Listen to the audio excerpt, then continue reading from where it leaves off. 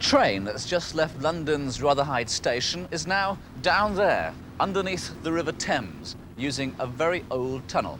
In fact, it was the very first tunnel ever built to go underneath a river. And it comes out at the other side, over there at Wapping. It's a famous tunnel, a real first, and it was built here 150 years ago. And the young man who almost lost his life building it had the magnificent name of Isambard Kingdom Brunel. He was half English and half French, and because he wasn't very tall, but very brave, he was sometimes called the Little Giant. In 1824, Isambard Kingdom Brunel, who was still not much more than a boy, was working here for his father Mark. Mark Isambard Brunel was French, a refugee from the Revolution. He'd married an English girl, Sophia Kingdom, and they'd used both their names for their only son. And so here he was, aged 19, helping his father to make his fortune building a tunnel under the Thames. The whole scheme was based on a device for tunnelling that Mark Brunel had invented, the Brunel shield. It was made from cast iron and weighed 80 tons. There were 36 small wooden platforms in it, so that 36 miners at a time could dig a way through the soft Thames clay, while behind them, bricklayers used the waste clay to help line the tunnel walls. The scheme was Mark Brunel's, but young Isambard was an enthusiastic site engineer, working alongside the men on the shield and sometimes sleeping all night in the tunnel. The Thames Tunnel was a fascinating enterprise. Everyone in London talked about it. The Duke of Wellington and Prince Leopold came to see it. At one time, there were so many visitors, 700 a day, that the directors of the tunnel company began charging a shilling a look.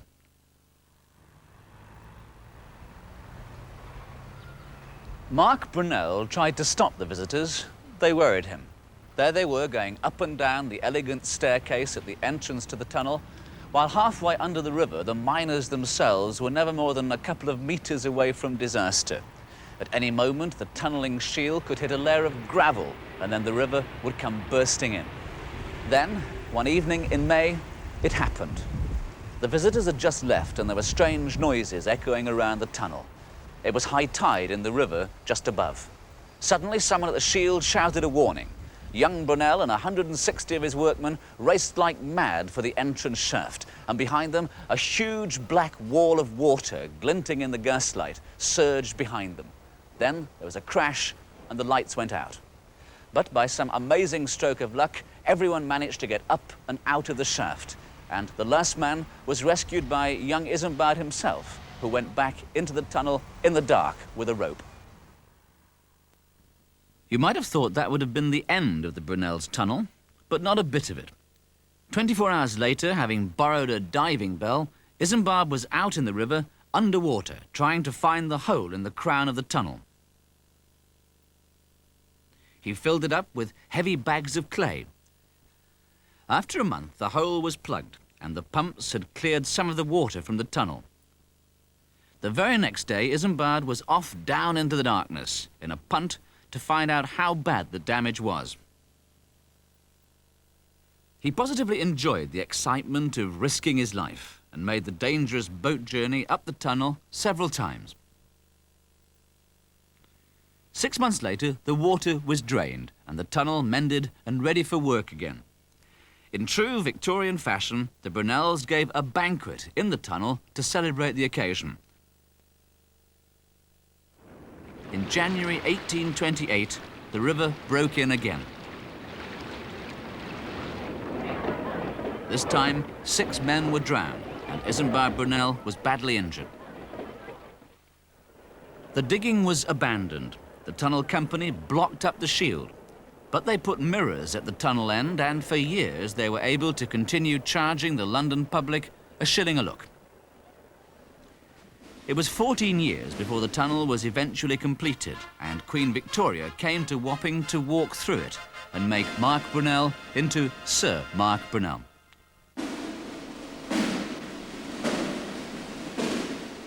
But back in 1828, Mark's son was in despair. All around him, other engineers were gaining fame and fortune. The Stephensons were building their railways. Old Telford had just completed his magic bridge at Menai. London Bridge was being built by John and George Rennie. And I have been engaged on the tunnel which failed. What a recommendation. All my castles in the air, all my fine hopes, crash, gone. Well, well, it can't be helped. He was only 26, but Isambard Kingdom Brunel was never down for long. He was at Clifton in Bristol when he learnt of a competition set by some Bristol merchants to design a new iron bridge to cross the Avon Gorge. This was a great chance. He had once admired Telford's bridge at Menai. Now he would design a bigger and even more beautiful suspension bridge for Bristol. Altogether, 22 plans were entered, so the Bridge Committee invited Thomas Telford, the grand old man of the Institution of Civil Engineers, to judge them. Telford said that all the plans were useless, especially Brunel's. Instead, he offered Bristol a plan of his own, a huge bridge complete with 2 enormous towers, belfries crenellated and decorated in florid Gothic. Brunel was shocked. If Telford had been his hero, he wasn't now.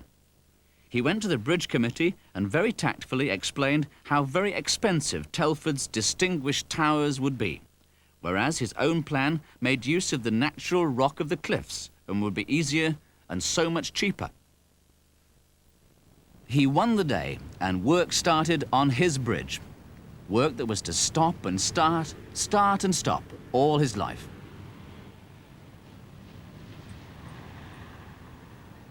But the argument with Telford made his name, and Brunel referred to the Clifton Bridge ever after as "my first child, my darling."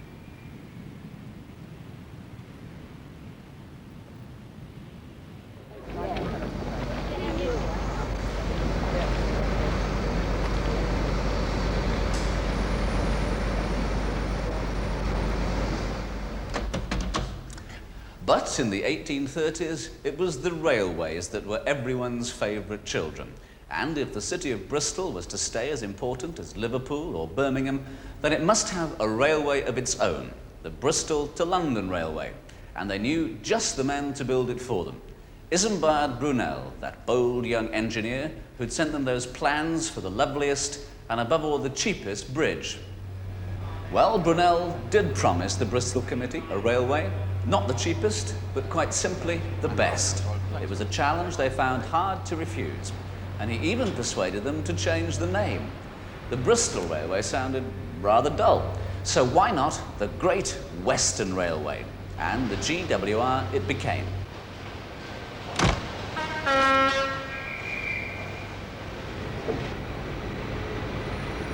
His route would be straight, simple and flat.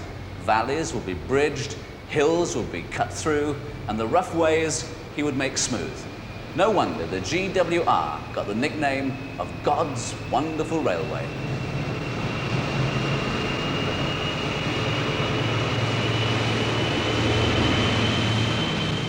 And Brunel set himself the task of charming his way past all the objections that people put to his plans.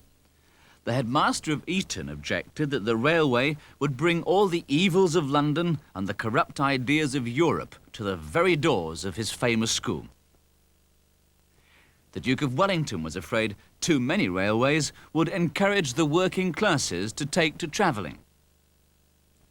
MPs thought that delicate personages might die in the dark of the railway tunnels from fright and lack of air. Brunel needed all his tact and patience.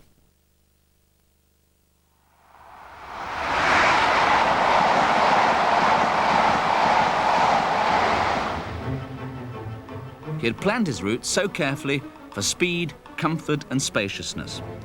The line was so flat that people called it Brunel's billiard table, and today's high-speed trains can run along the same line as easily and as smoothly as the first locomotives did 150 years ago.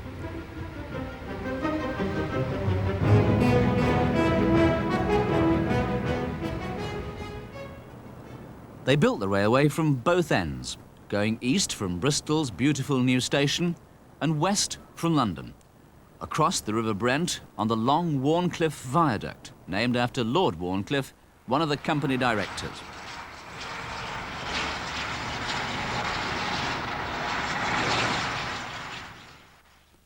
Across the Thames at Maidenhead, a beautiful bridge with its long, flat brick arches.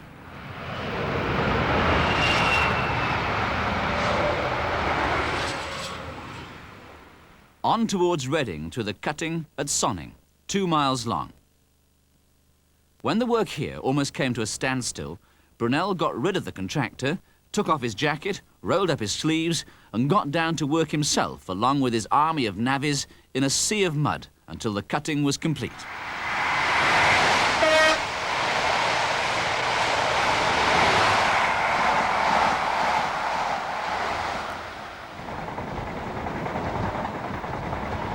But his biggest problem was to be the section between Chippenham and Bath and building this tunnel under Box Hill. It's 2 miles long and it was known as the Hellhole. 4,000 navvies worked in it. There were lots of accidents, explosions, blast injuries. In fact, 120 people ended up in 1 year alone in Bath Hospital.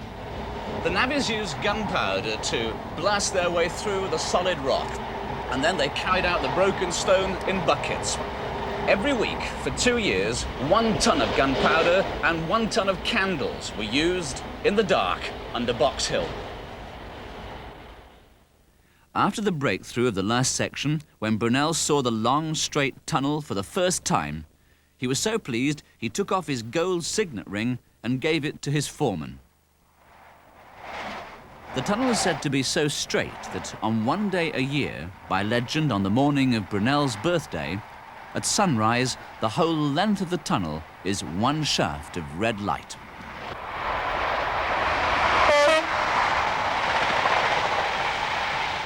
It had taken 5 years and £6.5 million, but the Bristol-London link was made with the opening of Box Tunnel.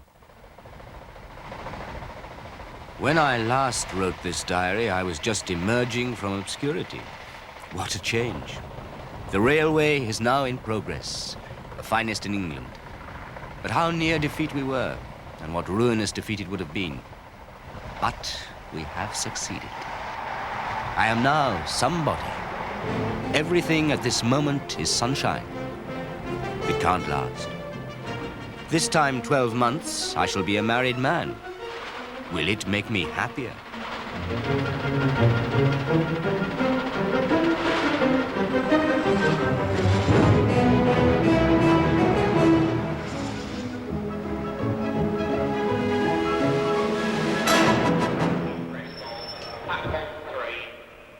In 12 months' time, he married Mary Horsley, a cool beauty who enjoyed her London drawing room where she entertained world-famous musicians and artists. And in the same year, Queen Victoria honoured the Great Western Railway by travelling from Windsor to London in a carriage specially decorated in crimson and white silk. It was her first railway journey, and she told Brunel she was charmed by it. For Brunel, everything about the railway had to be the best. At Swindon, he built a whole railway town, streets of houses round the new engine works.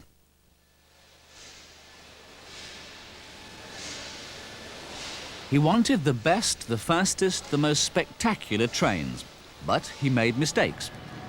The very first 6 steam engines he ordered were spectacular enough.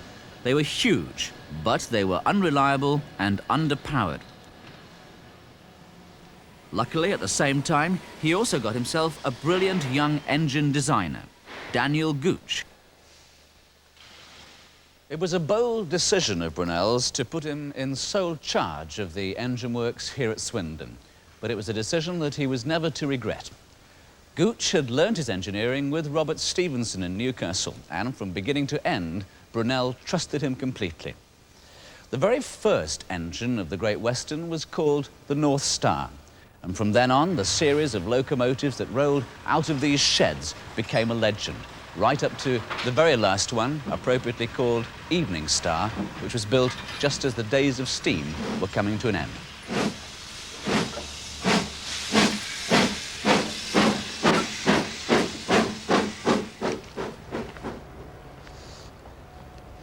But there was another, more expensive mistake that Brunel made, and that was to insist that his trains and his track will be almost twice as broad as anyone else's.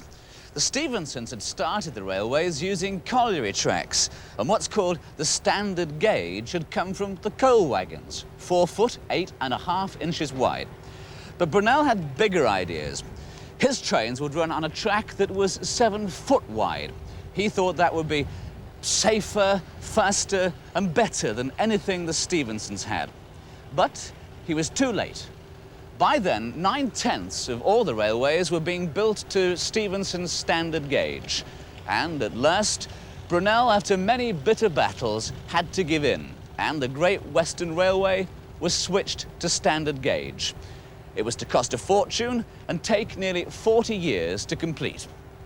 But it's easy to forgive Brunel for his mistakes because he put his heart and his soul and often about 20 hours of his day into his work. And he was prepared to put his money into it as well. He wanted his fine railway to go further than Bristol, to go to Exeter, to South Devon and on to Cornwall. It ploughed its way, as it still does, along the Devon coast between the Red Cliffs and the sea.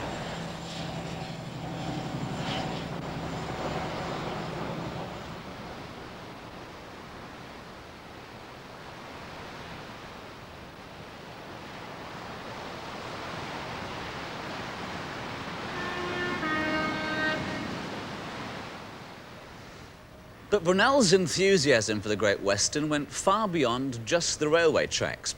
When he'd first put forward his plans for the line, one of the directors of the company had complained that the distance from London to Bristol was enormously long. And Brunel immediately answered it by saying, why not make it even longer? Why not go from Bristol to New York? We could cross the Atlantic using a steam ship, and we could call that the Great Western as well.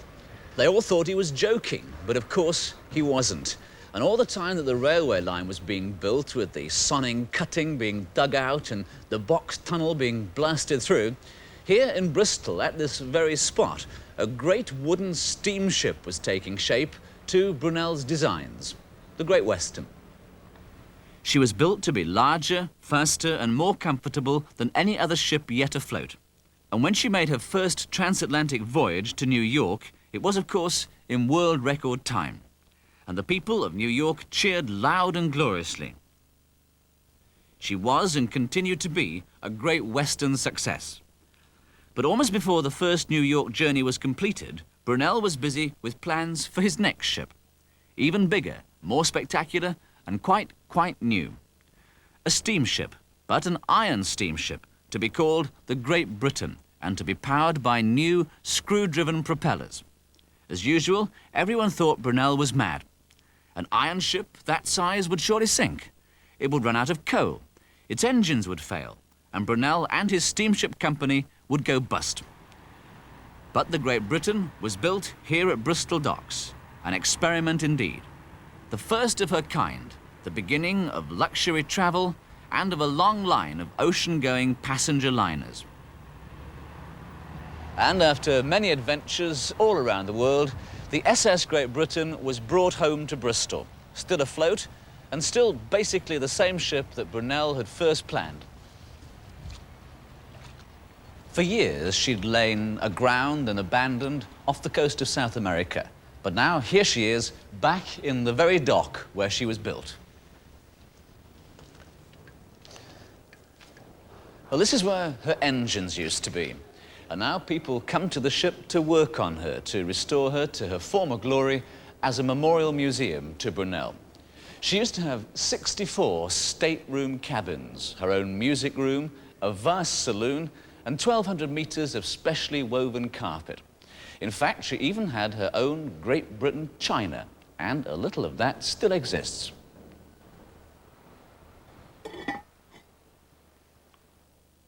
Prince Albert came to Bristol to launch the great ship. But in fact, it was from Liverpool that Brunel's iron ship set sail for her first transatlantic voyage. But after only 4 round trips, Brunel's success turned overnight into failure. 180 passengers left Liverpool for New York, but by some extraordinary error in navigation, they ended up, in the middle of the night, stranded on the sands of the coast of Ireland. It was such an absurd end. No one was hurt except Brunel's steamship company, and that did go bust. But for Brunel, losing money was nothing like as bad as losing his beautiful ship. Brunel went to see her for himself, and what he saw made him furious. The finest ship in the world has been left lying like a useless saucepan. It is positively cruel. She is beautiful, perfect, just a little bruised. Why are we not doing something? He did something. With the help of Irish peasants, he built a curious-looking cushion from stakes and branches and chains to protect her from the winter gales. It was a lash-up, but it worked so well that the Great Britain was floated free of the sands on the spring tides. She never did another Atlantic crossing for Brunel, but 2 years later, she sailed with 1,500 British soldiers on board, taking them to the Crimean War. It was the first time for 40 years that Britain had been involved in wars. And maybe it was because of this long period of peace that her engineers could strike out in so many new directions. Civil engineering was a new profession. Until then, engineers had been military men. They'd built military roads, designed guns, made all kinds of other engines of war. That's why they were called engineers. But civil engineering was for civilians. During the Crimean War, though, Brunel, the civil engineer, did design one thing for the army: a hospital. What he offered for Florence Nightingale's wounded soldiers was an air-conditioned, ready-plumbed, portable military hospital. But the government officials took so long filling in their bits of paper that the wounded would be dead and gone long before the hospital ever arrived in the Crimea. Well, Brunel was so angry about this that he put the hospital on a ship himself. Then he commandeered some medicine. He even went out and bought the loo paper. And then he sent his men with the hospital to make sure that it was put to proper use when it got there. Then, tired of war and Whitehall, he turned back to his railways and his ships. There were 2 new projects he wanted to complete. One was to take the Great Western Railway across the Tamar estuary into Cornwall by building a huge railway bridge at Saltash. The other was to build yet another gigantic ship, larger even than the Great Britain. A ship able to take 4,000 passengers halfway round the world to Australia. He'd call it the Great Eastern.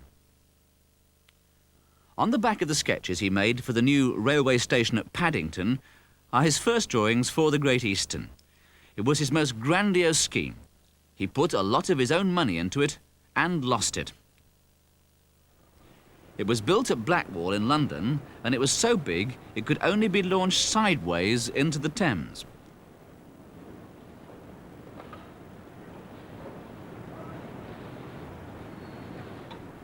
On the day, all his engineering friends came to help, even Daniel Gooch and Robert Stevenson. But everything went wrong. The dockside was crowded with sightseers shouting and cheering.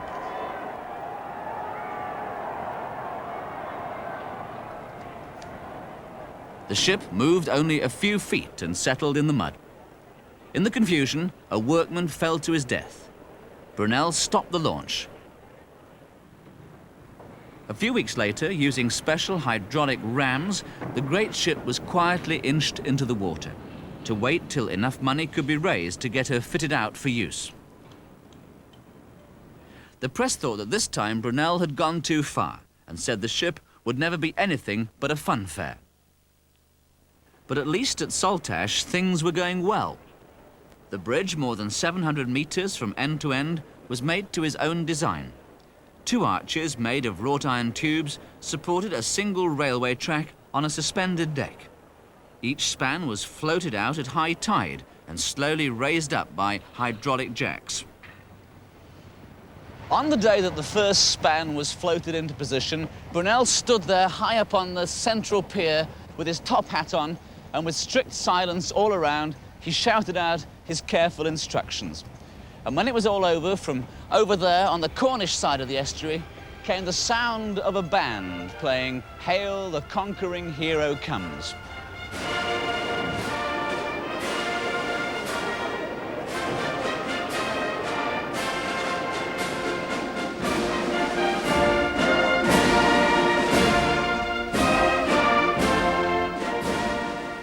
But by then, Brunel, the conquering hero, was a sick man. And although his friend, Robert Stevenson, arranged for him to have a winter holiday with him in the warmer climate of Egypt, Brunel was very sick indeed.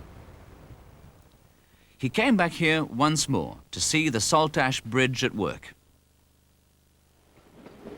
Poor Daniel Gooch arranged a bed for him on a flat platform truck, and the train gently pulled Brunel across his own bridge for the first and last time.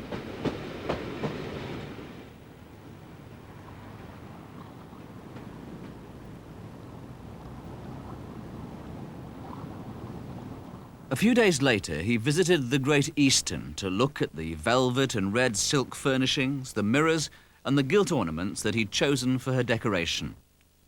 The next day was her maiden voyage, but Brunel was so ill, he went home to bed and let the ship sail without him.